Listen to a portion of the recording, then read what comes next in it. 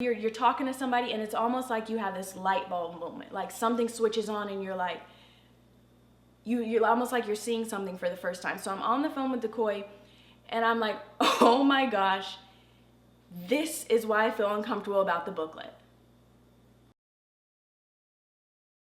So I'm on the phone with DeCoy and, you know, it's that light bulb moment and I just hear God say that she is a witch. And that the pamphlet was actually trying to be used as a point of contact to see what's going on, to hear what's going on. And I felt peace inside, like, oh my gosh, that's why I felt such this just negative vibe, felt such this, it was so uncomfortable having that pamphlet with me, like I said. And even it being in the room, I just kept looking at it like something's not right, but it's a piece of paper. No, something's not right. So when God said that, I was like, that's what it is. So I told DeCoy, we were like, okay, we're getting rid of this immediately. So he's still out of town, but I go ahead and take the pamphlet and throw it away. And when I tell you being in the room after that, it went back to the room feeling peaceful. It was no longer this uncomfortable, negative feeling. So it literally felt like someone was watching you. Yeah, it did. Yeah, so what's funny about that is tying it all together. You know, I'm still out of town, preparing to come back. Now, when I got into the place I was going to out of state, they lost my luggage. So I'm like, okay, sometimes those things happen at airports. Okay, so they lost my luggage, and I remember the pastor there had to let me hold his clothes. I mean, he had pretty much gave me a blazer and some other clothes to wear because I literally had no clothes. And at that point in time, I didn't have no extra money to be buying a whole new wardrobe, right? And so I'm thinking, okay, the next day, maybe we'll get it the next day. So it didn't happen, right? Until it was a 3-day. It was a 3-day, right? It was 3 days. And so maybe it was the second day, maybe something like that. But someone contacted me and said that they had the luggage, they located the luggage, and they were was going to be en route to bring it to me. So I'm like, okay, cool. They're bringing it to me. It's on the way. So an hour passed by, 2 hours. I was like, let me call this guy back. And literally, he's like, he can't find it. It's like it disappeared. Like literally, he said, I looked all throughout the warehouse. It's not here. Like it said it was here, but he says nowhere. Literally, it disappeared. Like he could not find the luggage. So I'm like, are you kidding me? So I remember at this point, even now the third day, whenever the day was when I was leaving at the airport, I even searched around things. They said, well, maybe you can look in this area. Nothing. And literally got on the flight and I was like, okay, they want to play games. Because at this point I knew, you know, there was the enemy literally hiding my bag, stealing my bag. So I was like, okay, we're going to handle this in the realm of the spirit. And I said, pretty much by the time I get back, it's better be here. You know, so it's better be found. And literally got back and they did contact and said they found it and they were going to mail it, you know, ship it. You know, I guess it came, some days later after I got back. But the whole 3-day trip he was on, he didn't have the luggage, didn't have anything from the luggage. It was completely gone. He didn't get his bag back until he got back to South Carolina. Yes, it was bizarre. And even the guy who handled luggage, he didn't know what to do. Like he never experienced anything like that. He's like, it literally, we had it, it's gone. Like he couldn't explain it, but I knew what was going on. Yeah. But not, you know, obviously tying it to all of this. So well, because too, God had, you know, explained that that's what happened is the witch that I had talked to at the homeschool meetup. There was some information that she did get from me. Like I said, I told her, you know, my husband was out of town and just told her, you know, some little things about that. And God explained to me that that's how the luggage went missing, was because of what she was doing behind the scenes. So that kind of started our journey into more of even understanding more of how the kingdom of darkness tried to come up against us. That was like a petty thing. Of course, it got much deeper as we went further on this journey. Yeah. And so before we go further, we kind of want to summarize South Carolina, our time in Charleston, South Carolina. So remember, we got married in 2015, right? 2015, and so we were in South Carolina together until 2018, early 2018. So that's about a 2.5 year span that we were in South Carolina. So kind of summarize, so what was going on after the wedding, for those time that we were still in South Carolina, what some other things that was happening during that time? To pick up on even the whole depression piece. So we were in South Carolina about 2.5 years. And that 2.5 years that we were there, to give you better understanding of the whole depression and feeling suicidal and all that, that was not, it was just sprinkled here and there. It was an everyday constant thing. So for 2.5 years, it was feeling depressed. 2.5 years, it was feeling suicidal. It was thinking of ways to end my life. It was, daily. It was around the clock. It wasn't just moments, I just feel it at nighttime, or I just feel it during the day. It was around the clock. Nighttime was the worst, to the point nighttime became so traumatic to me because of the warfare that was coming against my mind at night. Like the depression and suicidal piece would be during the day, but then at night it would pick up even stronger, to the point every time nighttime came, I was scared. I was scared for nighttime. I dreaded nighttime, and then nighttime became traumatic to me, that every night was like, okay, here we go again. So what would happen at night? Like what? The mental attacks would increase. It was even more like them trying to get me to end my life. And it wasn't even just them saying things. It came with a feeling that it's like, that you couldn't shake, just this heaviness that I felt crazy in my mind. Like I wanted to do anything to end the feeling that I felt. I wanted to do anything to end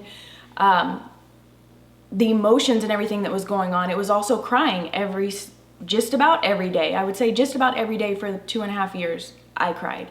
And it was trying to hold back the tears, and they would still try to come. But the depression and suicidal piece was it was very heavy, and it was also frustrating because there were so many things I was trying to do along the way to get better, but nothing was working. And even in that, the marriage was getting better. The thing is the marriage was getting better, but the whole depression and feeling suicidal was actually getting worse.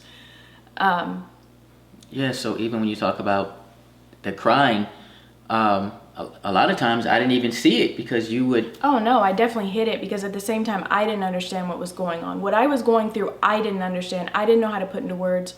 And I'm still even trying to relay this to you guys to help you understand is even kind of difficult. But yeah, a lot of times I hid, what I was going through from Decoy. You said sometimes you would go in the bathroom. Oh yeah, I would many times go in the bathroom. It was, where do I go just to be alone, just to spend that time talking to God, because I need to get away because of how the mental attack was so difficult. Yeah, and so almost like a paralyzing. I felt paralyzed many times. It was like, yeah, you just felt paralyzed, like I can't do anything. And so feeling like you're going crazy in your mind, feeling like your body is just paralyzed, feeling like you're on edge all the time,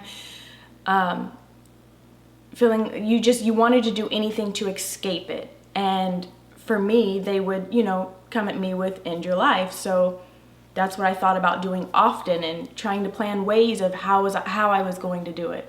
Yeah, and again, it didn't have anything to do with your faith, because it's your faith that really kept you. It's just that, like you said, the way she would have explained to me is like, it's just this blanket, like it's just this constant, and you can't control it, you can't turn it off. And you would also say you would get on the phone and try to distract. Oh yeah, I would get on the phone and watch YouTube videos. I would get on the phone and just watch any show just to take my mind off of it, to numb my mind basically, because I couldn't escape the mental torment that I was dealing with. Like I said, the marriage was getting better, but what I was experiencing mentally and emotionally was actually getting worse.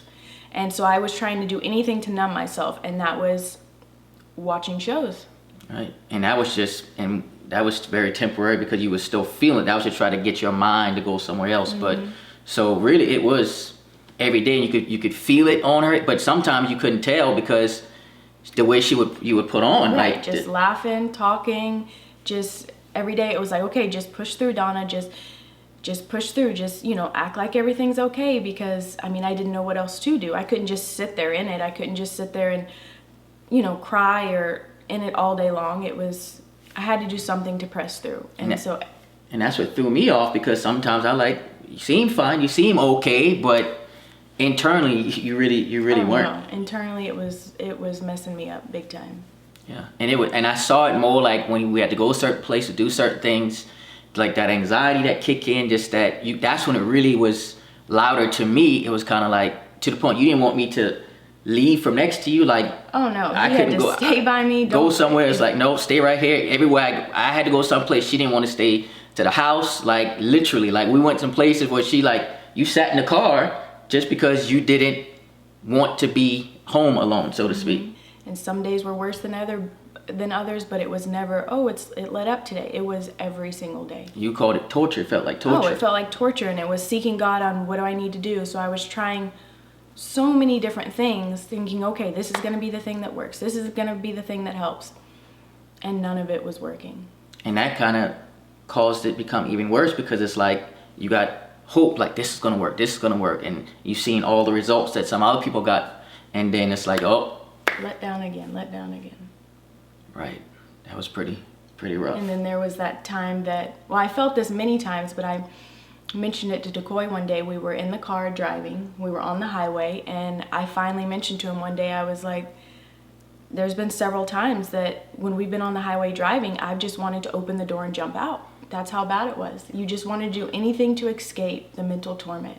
Right, man, when she told me that, I was like, what? We're like on the interstate driving, and more than one occasion, you know, she brought it up. So I'm like, how do I keep the door locked? Like I'm watching, like it's almost creating this paranoia. Like, is she okay? Is she gonna try? You know, so that was definitely traumatic, you know, during that time. And even then, it's still, as bad as it was, it didn't even click to me the level of the intensity of an around the clock that it was. That's the part for me. It was like, I felt there were moments like, oh, she's okay. And then I would be like, how was your day? Pretty much it's like, don't need to ask her how their day was, because it was bad every day.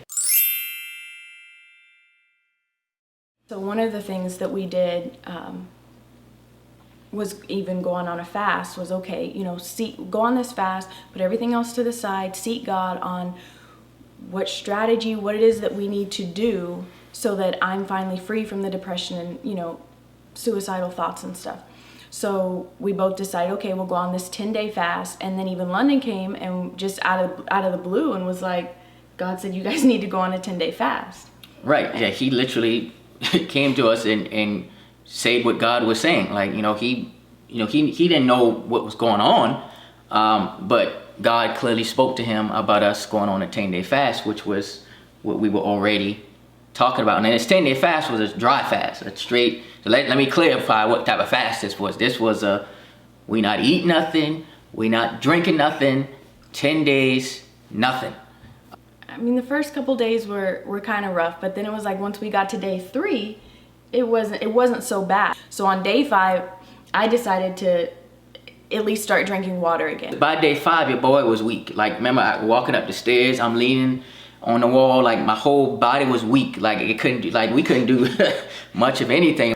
And we made it to day 10. Day 10. And remember, we done no food, but day 10, you know how you get to end that fast and you gonna cook all this food. Now we know you're supposed to ease into it, right? We didn't want to ease. We're supposed to ease into it. So we preparing the food, right? And I remember all of our favorite things too. Right. And I remember going to the bathroom, like literally before it was the day the fast was ending that night, and I'm dry heaving, nothing coming up because I didn't eat that drip, but I'm literally dry, nothing coming up, dry heaving on the fast. My body is like, what are you doing? What is going on right now? So I remember eating, and I couldn't really eat much. Remember when we did? One of us. It was like all this food, could barely eat, and but I was scarred because it was one of our favorite meals at that time. And I couldn't eat it for. You won't eat it now? I still won't eat it to this day, right? I don't know what it was. I guess it was tied to that. It just didn't sound good to me anymore. So that was the 10 days, 5 days, nothing, and 5 days, just water. Not like we were just down in water neither. It wasn't really much water. I mean, you didn't really probably didn't even drink a bottle of water, and so it wasn't much water. So, but the biggest thing. Yeah, we get to the end of the fast, and I was reading a book that a friend gave me, and what was the book called? Pigs in the Parlor. Pigs in the Parlor, something like that. Really, it was a deliverance read, book. Yeah. Right. So I read that and I was like, oh, we can do deliverance? Like maybe that's what it is. Because another thing I never mentioned is for years, I would feel like something was in my body that wasn't supposed to be there, but I didn't know what to do about it, never heard about it. I didn't understand, but it was like I could feel movement in my body, especially at night when it was time to go to sleep. And like I said, nighttime was the worst for me. And that is majority of the time where I would feel the movement in my body, but I had no idea what it was until I read this book, and I was like, maybe I need deliverance. So I read the book, came to Decoy, and I was like, okay, you're gonna do deliverance on me. And this was after we finished the fast. I was like, okay, this is the answer. And I mean, you were up for it. Right, I was up for it because I had done some deliverance before. I have cast some demons out, but I didn't have the knowledge, that I, in revelation I gained over the years at that time. But I was like, okay, sure. Okay, I've done somewhat this before. All right, let's go for it. I wasn't afraid. I was like, okay, let's do it. And I remember that Leviathan manifested. The spirit of Leviathan manifested. It was the weirdest thing ever. It was, you could feel the demon in your body moving. And it was almost like you were looking in at what was going on, because I could feel Leviathan moving around. Leviathan was also talking through me. But I was still present. I wasn't like I was somewhere else, I was gone. This was going on while I was still present. And so we did all that. And I mean, anyways, after going through that deliverance process, I mean, nothing changed. It was still the same. Right.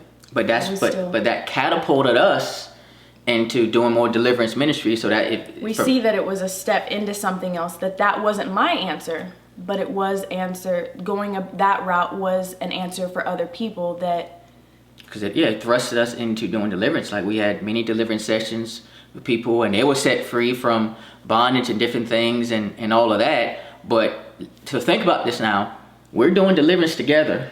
We're on these deliverance sessions together because, again, God gave more insight, revelation, Holy Spirit gave revelation. So we learn more and more and more about deliverance and how it all works. And of course, then we incorporated the soul healing into that, dealing with wounds. And I remember going through this process. So we're helping set people free, but she's still in bondage. She's still not free. So it's like, it didn't make sense. It was like, how can we be doing this? Literally, we're seeing people set free from things like these demons manifesting, being cast out, and being set free, but yet she's still literally experiencing the same thing, and it's intensifying. It's getting worse. You think it couldn't get worse? It was getting worse. It's like, how is this possible? What is going on, Lord? And so that was a big thorn in our flesh, for sure.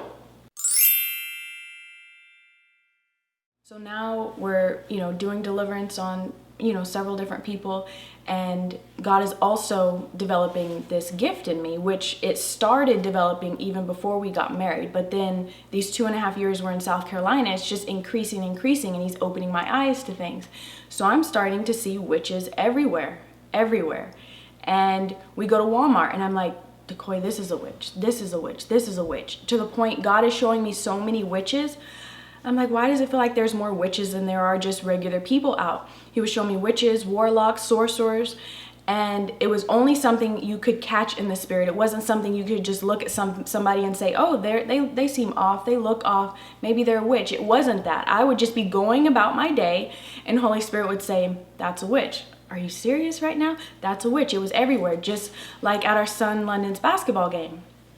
We're at his basketball game, Decoy's coaching, and I'm sitting in the stands. We're at the practice. And the first day, now this older lady comes up to me and she introduces herself and stuff, and she gives me a hug and all this, and she sits close beside me. And then every practice, I think practice was 2 days a week, every practice she makes sure to come over and give me a hug and sit beside me. So we're talking everything. She's there because she's watching her grandson practice. So every practice she makes a point to hug and sit beside me. Now here, I'm like, something, the last day I was like, something seems a little off with her.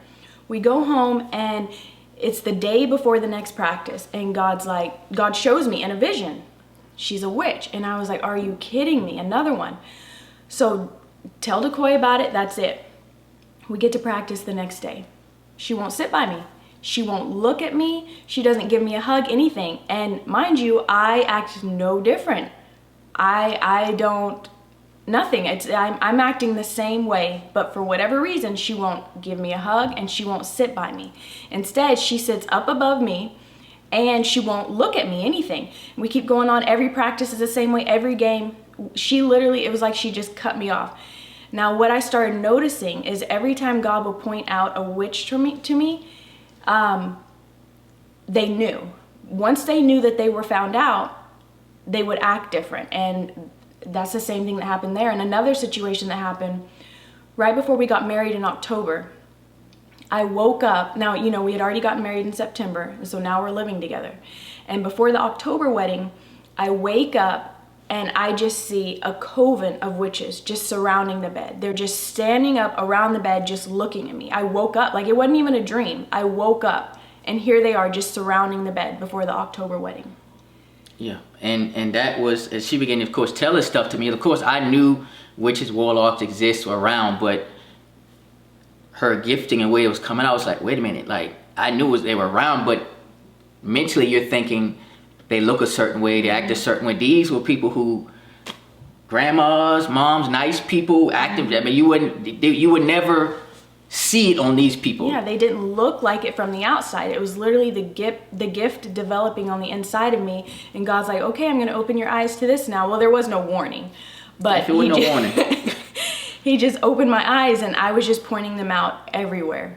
And even for our October wedding, there was somebody that came, and I remember Decoy and I were leaving the wedding. We're in the car, and I was like, Decoy, this woman that, you know, came up and took a picture with me. We didn't know her. She came with somebody else. Did not know this lady.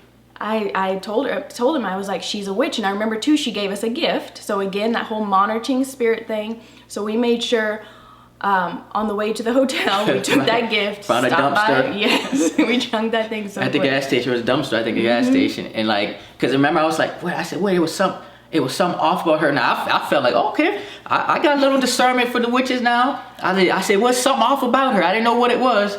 And then she said exactly what it was, situation. Like, all right, let's get rid of this right now. They're not about to be monitoring.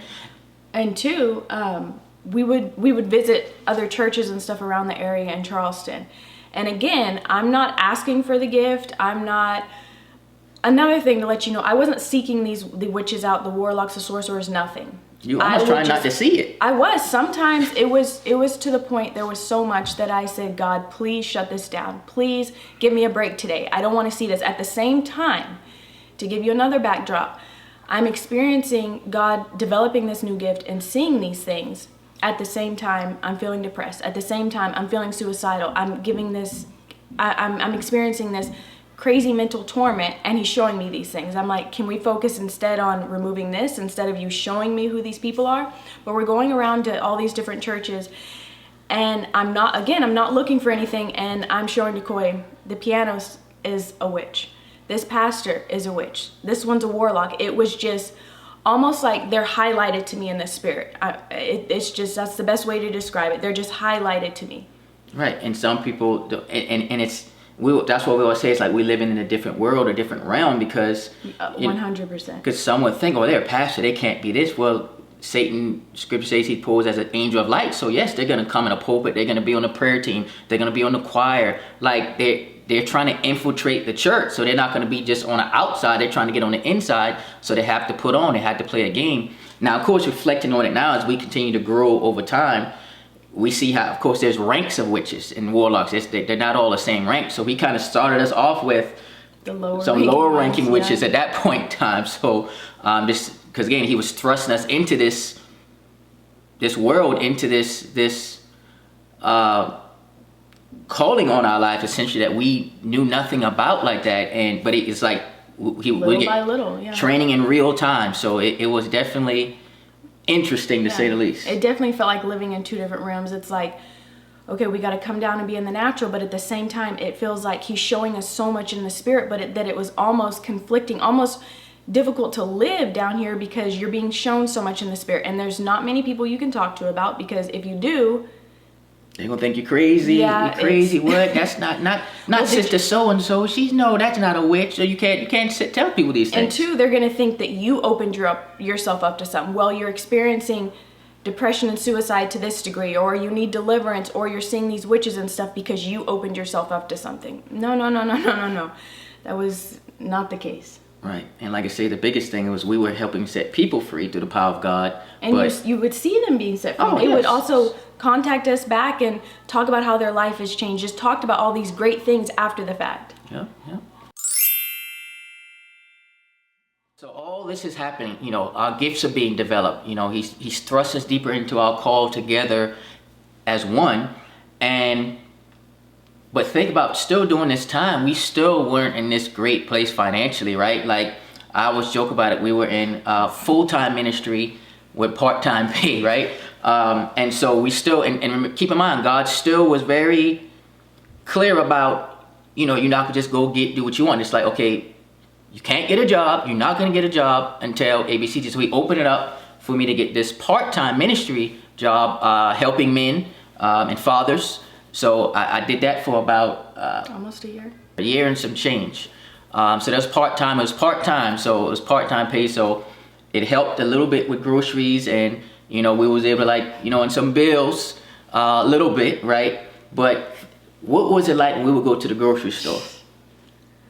I don't even want to talk about that, but it was difficult. You go to the grocery store and there was not much you could get. You put things in the cart, you get to self-checkout, and it was like, nope, gotta put this back, nope, gotta put this back.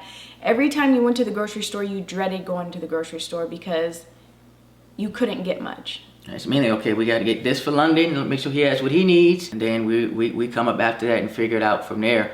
And that's why one thing we will go to self-checkout, because I'm not about to go to no regular line and there's a cashier and something come up short and we got to put something back. No.